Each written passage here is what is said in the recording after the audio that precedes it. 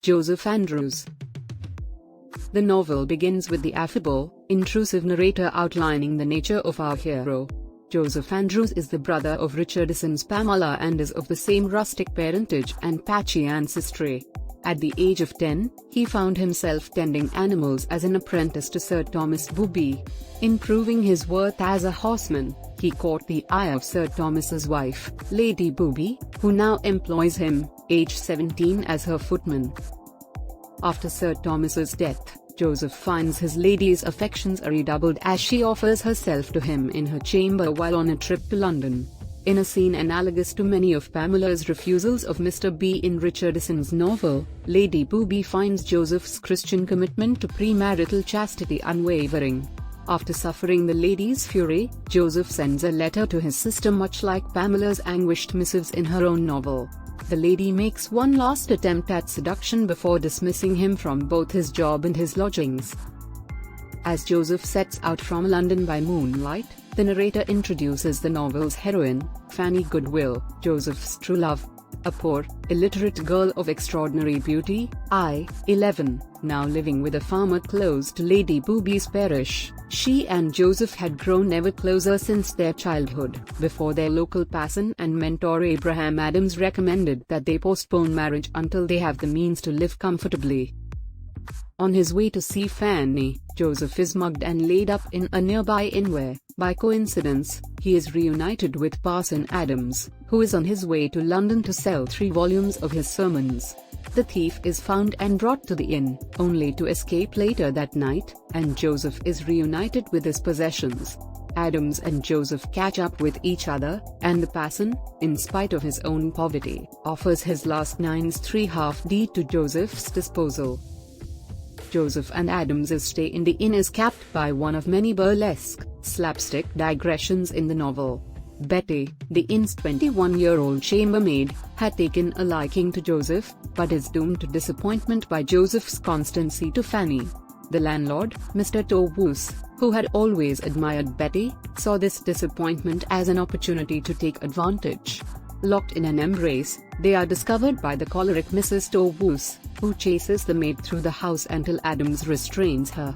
With the landlord promising not to transgress again, his lady allows him to make his peace at the cost of quietly and contentedly bearing to be reminded of his transgressions, as a kind of penance, once or twice a day, during the residue of his life. During his stay in the inn, Adams's hopes for his sermons are mocked in a discussion with a traveling bookseller and another parson. Nevertheless, Adams remains resolved to continue his journey to London until it is revealed that his wife, deciding that he would be more in need of shirts than sermons on his journey, has neglected to pack them. The pair thus decide to return to the parson's parish, Joseph in search of Fanny, and Adams in search of his sermons. With Joseph following on horseback, Adams finds himself sharing a stagecoach with an anonymous lady and Madame Slipslop, an admirer of Joseph's and a servant of Lady Booby. When they pass the house of a teenage girl named Leonora, the anonymous lady is reminded of a story and begins one of the novel's 3 interpolated tales, The History of Leonora, or The Unfortunate Jilt. This continues for a number of chapters, punctuated by the questions and interruptions of the other passengers. After stopping at an inn, Adams relinquishes his seat to Joseph, and forgetting his horse, sets out ahead on foot. Finding himself some time ahead of his friend, Adams rests by the side of the road where he becomes so engaged in conversation with a fellow traveler that he misses the stagecoach as it passes. As the night falls and Adams and the stranger discourse on courage and duty, a shriek is heard. The stranger, having seconds earlier lauded the virtues of bravery and chivalry, makes his excuses and flees the scene without turning back. Adams, however, rushes to the girl's aid and after a mock-epic struggle knocks her attacker unconscious. In spite of Adams's good intentions, he and the girl, who reveals herself to be none other than Fanny Goodwill, in search of Joseph after hearing of his mugging, find themselves accused of assault and robbery. After some comic litigious wrangling before the local magistrate, the pair are eventually released and depart shortly after midnight in search of Joseph. They do not have to walk far before a storm forces them into the seamen that Joseph and Slipslop have chosen for the night. Slip Slop, her jealousy ignited by seeing the two lovers reunited, departs angrily. When Adams, Joseph and Fanny come to leave the following morning, they find their departure delayed by an inability to settle the bill, and, with Adams's solicitations of a loan from the local parson and his wealthy parishioners failing, it falls on a local peddler to rescue the trio by loaning them his last 6d. The solicitations of charity that Adams is forced to make, and the complications which surround their stay in the parish, bring him into contact with many local squires, gentlemen and parsons, and much of the latter part of Book 2 is taken up by discussions of literature, religion, philosophy and trade that result. The three depart the inn by night, and it is not long before Fanny needs to rest. With the party silent, they overhear approaching voices agree on the murder of anyone they meet, 3, 2, and flee to a local house. Inviting them in, the owner, Mr. Wilson, informs them that the gang of supposed murderers were in fact sheep stealers, intent more on the killing of livestock than of Adams and his friends. The party being settled, Wilson begins the novel's most lengthy interpolated tale by recounting his life story, a story which bears a notable resemblance to Fielding's own youth. At the age of 16, Wilson's father died and left him a modest fortune.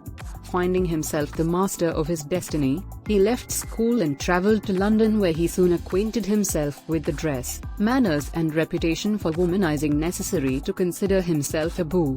Wilson's life in the town is a facade. He writes love letters to himself, obtains his fine clothes on credit, and is concerned more to be seen at the theatre than to watch the play. After 2 bad experiences with women, he is financially crippled, and much like Fielding, falls into the company of a group of deists, freethinkers and gamblers. Finding himself in debt, he, like Fielding, turns to the writing of plays and hack journalism to alleviate his financial problems. He spends his last few pence on a lottery ticket, but with no reliable income, is soon forced to exchange it for food. While in jail for his debts, news reaches him that the ticket he gave away has won a £3,000 prize. His disappointment is short-lived, however, as the daughter of the winner hears of his plight, pays off his debts, and, after a brief courtship, agrees to marry him. Wilson found himself at the mercy of many of the social ills that Fielding had written about in his journalism: the oversaturated and abused literary market, the exploitative state lottery, and regressive laws which sanction imprisonment for small debts.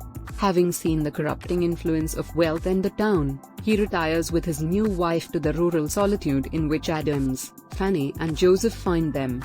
The only break in his contentment, and one which turns out to be significant to the plot, was the kidnapping of his eldest son, whom he has not seen since.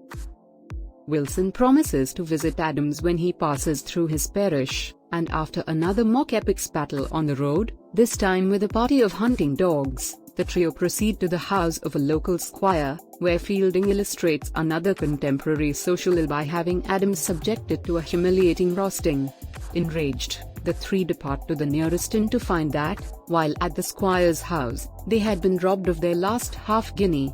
To compound their misery, the squire has Adams and Joseph accused of kidnapping Fanny, to have them detained while he orders the abduction of the girl himself.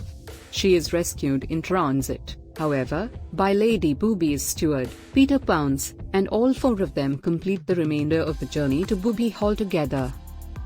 On seeing Joseph arrive back in the parish, a jealous Lady Booby meanders through emotions as diverse as rage, pity, hatred, pride and love.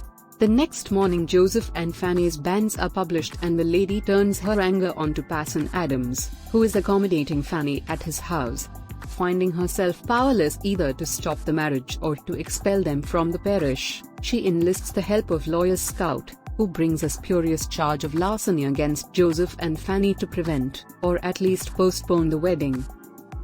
3 days later, the lady's plans are foiled by the visit of her nephew, Mr. Booby, and a surprise guest. Booby has married Pamela, granting Joseph a powerful new ally and brother-in-law. What is more, Booby is an acquaintance of the justice presiding over Joseph and Fanny's trial, and instead of Bridewell, has them committed to his own custody. Knowing of his sister's antipathy to the two lovers, Booby offers to reunite Joseph with his sister and take him and Fanny into his own parish and his own family. In a discourse with Joseph on Stoicism and fatalism, Adams instructs his friend to submit to the will of God and control his passions, even in the face of overwhelming tragedy. In the kind of cruel juxtaposition usually reserved for Fielding's less savory characters, Adams is informed that his youngest son, Jackie, has drowned. After indulging his grief in a manner contrary to his lecture a few minutes previously, Adams is informed that the report was premature, and that his son has in fact been rescued by the same peddler that loaned him his last few shillings in Book 2.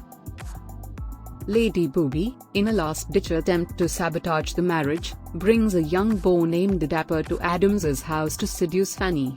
Fanny is unmoved by his bold attempts at courtship. Dapper is too bold in his approach and provokes Joseph into a fight. The lady and the beau depart in disgust, but the peddler, having seen the lady, is compelled to relate a tale. The peddler had met his wife while in the army, and she died young. While on her deathbed, she confessed that she once stole an exquisitely beautiful baby girl from a family named Andrews, and sold her on to Sir Thomas Booby, thus raising the possibility that Fanny may in fact be Joseph's sister. The company is shocked, but there is general relief that the crime of incest may have been narrowly averted. The following morning, Joseph and Pamela's parents arrive, and together with the peddler and Adams, they piece together the question of Fanny's parentage. The Andrews identify her as their lost daughter, but have a twist to add to the tale. When Fanny was an infant, she was indeed stolen from her parents, but the thieves left behind a sickly infant Joseph in return, who was raised as their own. It is immediately apparent that Joseph is the above-mentioned kidnapped son of Wilson, and when Wilson arrives on his promised visit, he identifies Joseph by a birthmark on his chest. Joseph is now the son of a respected gentleman, Fanny an in-law of the Booby family, and the couple no longer suspected of being siblings.